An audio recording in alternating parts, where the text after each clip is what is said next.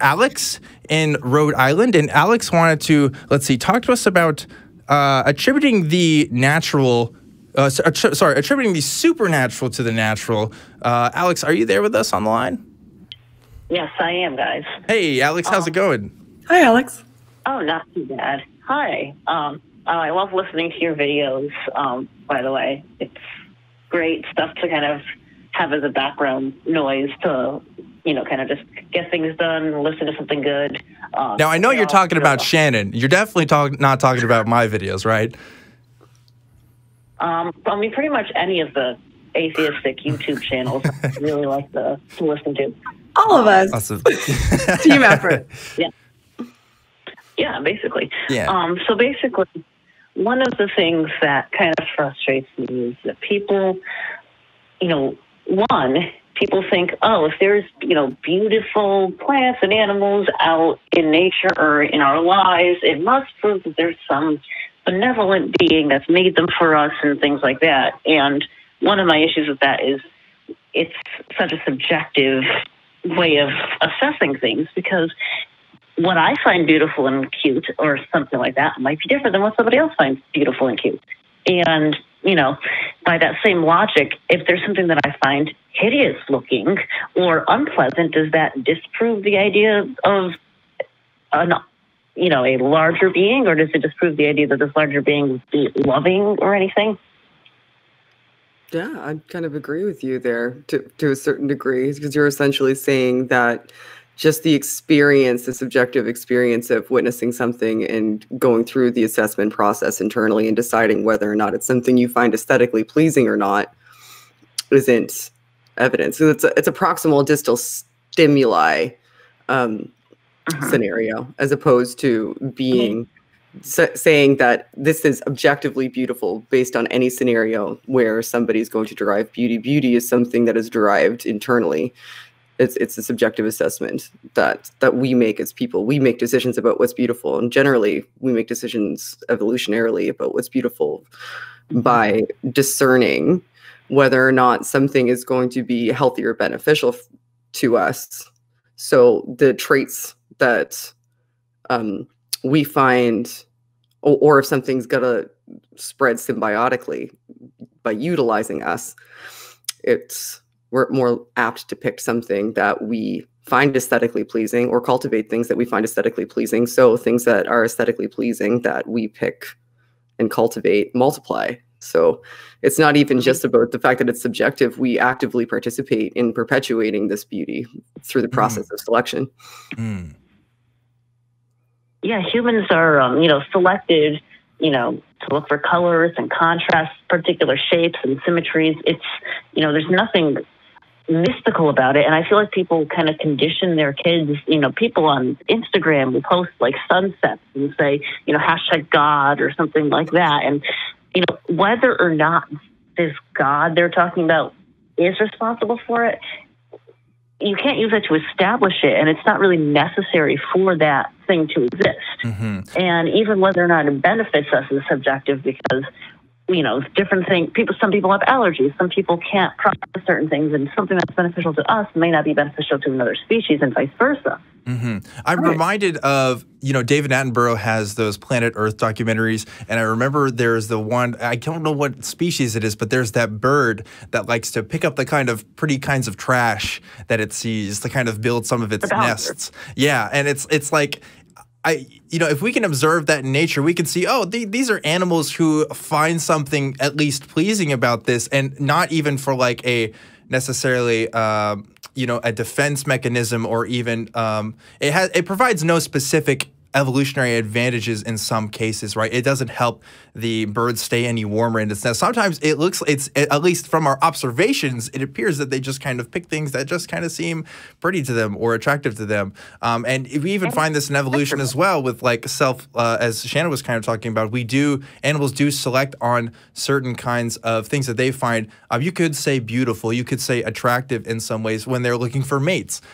So you can definitely see where this idea of the human concept of beauty can arrive in a sense from evolution and kind of natural forces. There doesn't necessarily have to have a supernatural explanation to it at all. And that's why I've had conversations with people as well, where they're like, oh, well, this is so beautiful. How could you just say that this just came from nothing? It's like, well, we only say it's beautiful because we think it's beautiful. I mean, a bear doesn't think that's beautiful, or a fish doesn't think that's beautiful. This is purely something that we think is beautiful. There's not an objective beauty to it. May I interject with something? Oh, sorry. Oh, go for it, Shannon. I'm so sorry. I just wanted to do something nerdy for a second about about aesthetics. So when we talk about other animals, I don't know if anybody knows a lot about visual perception here, but how we perceive color, for example, is via there's rods and cones in the back of our eyes. Cones are concentrated on the fovea, which is where we perceive most of our color. So species of birds actually have an additional cone, so they can actually see more color than we can. So there are, exactly. And I was actually, there's a species of desert ant that can actually visually perceive polarization in the atmosphere. So when we look at perception, and this is where I'm going to be a nerd for a minute, the argument that aesthetics exist for us is a non-starter, because we're not even the most capable amongst the animal kingdom to perceive the aesthetics that exist. We fall short. So if they were created for us, and there's birds that can see them far better and appreciate them more, then that calls some things into question too, I think. Have you seen those pictures of the flowers with the nectar guides, and they have to shine a special filter on them so that we can see that there are like dots leading up to the middle for like bees and everybody who needs to come in and get the pollen and nectar? These are things that are, evolved from the plant so that it can reproduce itself. Yeah. Not for us humans to just peek at it. And, about the bowerbirds, it's actually detrimental for some of these animals to be, going around plucking materials. One, they draw attention to predators, and two, they take a lot of energy to go collect stuff just to, attract a mate. Beauty can have, quite a cost. Absolutely. I mean, it's basically a dark side of beauty. Yeah, another thing, too. Oh, sorry, go on. Keep going. Yeah. So there was another quick thing that I wanted to talk about that goes along the lines of, it's not really beauty related, but that goes along the lines of natural and supernatural being kind of conflated with each other. But finish up with what I figured I'd just let you were probably going to say something about beauty. Yeah, well, I was going to say, as far as this idea of we're here to appreciate God's beauty and stuff, there are people who are, born blind and born without senses. And I'm squinting right now because my contacts are blurring, and normally I have to wear glasses, and Shannon wears glasses. And this idea, there is a set of beliefs out there that goes somewhere along the lines of we were meant to appreciate God and worship God and all of his glory and majesty and things. And there are some people who are just physically incapable of doing that. So either they're here for some sort of other kinds of purpose, or, the argument just kind of doesn't work. It just doesn't really make a lot of sense. But you were calling about the natural and the supernatural, and I do want to hear a little bit more about that. Actually, it's funny because I can't smell, and that can be a problem. But yeah, I can't perceive everything around me. But anyway, the other thing is, my mother's not super religious or anything, but she has this, and she has some weird justification for it. She has this idea that there's something that we go to after death, and that there's some, concept of a God looking after us. And so she works with, people who are terminally ill. And she says, oh, but when the person is, dying, and they're becoming peaceful, and it looks like they're going to a better place. So that has to prove that they're going to a better place. And, I have to think, one, when your brain is shutting down and you're deprived of oxygen, you're not able to show tension or anything of that sort. You're just, becoming unaware of everything going on. So of course we're going to perceive that as looking peaceful. But two, you're thinking of somebody who's, in a first world country in a hospital bed, probably being given medicine to alleviate pain and to make them feel calm. If you were to, tie somebody to a chair and stab them to death, they probably wouldn't look peaceful. I don't see why somebody looking like they're at peace when they're dying is going to demonstrate that they're going somewhere majestic. It doesn't. It's an attribution, very likely. That I can imagine that would be very, very difficult for her to constantly having to witness that. wouldn't be something that's easy, and you would have to find lots of ways to consistently reconcile in order to be okay, almost having to witness that all of the time. That could be a manner where that could be her perceiving some sort of, you know, external visual stimulus and associating it or affiliating it with the attribute of calmness, even though that may not even be the internal state of the person at the time who's actually experiencing it, but is incapable of communicating it. It's just a physical manifestation of that. And her perceiving that may be a way of it being okay to witness that without feeling a lot of internal conflict over and over and over and over again. That it may be a reconciliation. I mean, I haven't met her, so I don't want to say that that's absolutely the case, but I think that it's within the realm of plausibility. Have you had discussions with her? Is there anything, do you think that she really ardently believes that this is the case because that's evidence to her, or do you think that this is something that gives her a degree of comfort and that's how she's arrived to this conclusion?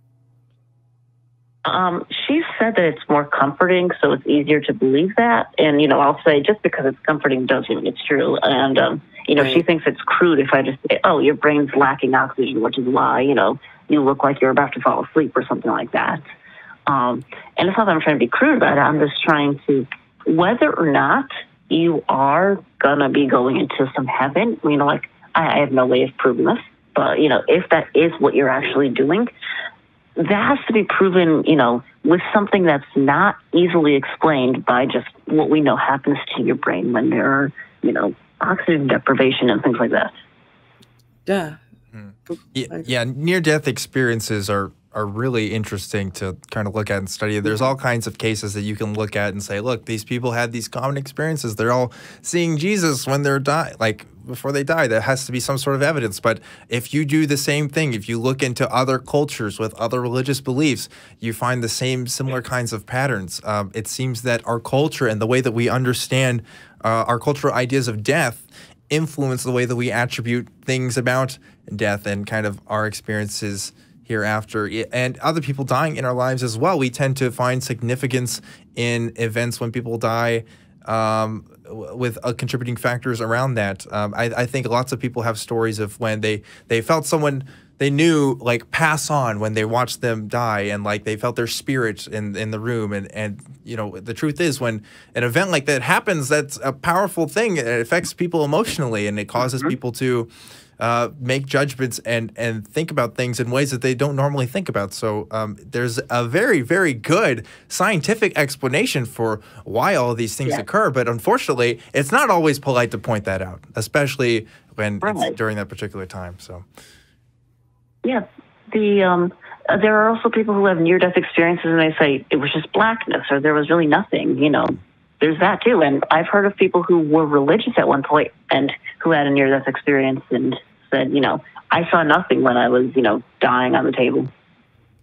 Yeah, I've also heard that as well. It's interesting to see different people's, you know, perspectives on how that happens. But I'm glad that you're at least finding a little bit of comfort in talking to us about it. I know it can be stressful when there's people in our lives who don't really see eye to eye on this kind of stuff, especially when it's such a controversial topic with some people. Well, it's clear you put a lot of thought into a lot of this too, Alex. So thank you for sharing, and thank you for you know, putting so much thought into it and analyzing these ideas. Yeah, thank you for taking my call. Yeah, for sure. I think we're going to go ahead and go on to the next caller, but thanks again for calling, Alex, and be sure to call again soon. Nice to meet you. Thank you.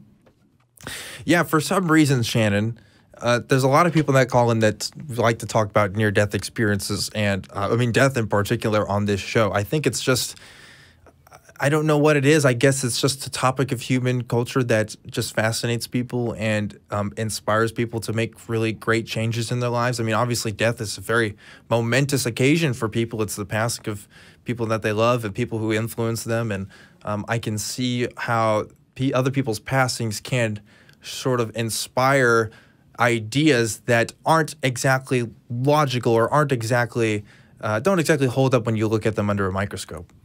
Yeah, it's the thing we fear the most, not only for ourselves, but for the people that we love, and the thing that we know the least about, what happens after. So I can see how it would be something that people like to discuss. It's great that people feel comfortable that they can do that and be listened to here, as opposed to, it's an uncomfortable conversation. It's not an easy thing to dialogue about. So it's wonderful that you give people the opportunity to do it and feel comfortable. So thank you. You do as well, Shannon. Definitely, if you guys haven't checked out Shannon's channel already, please be sure to subscribe. She has great conversations with people all across the religious belief spectrum and more.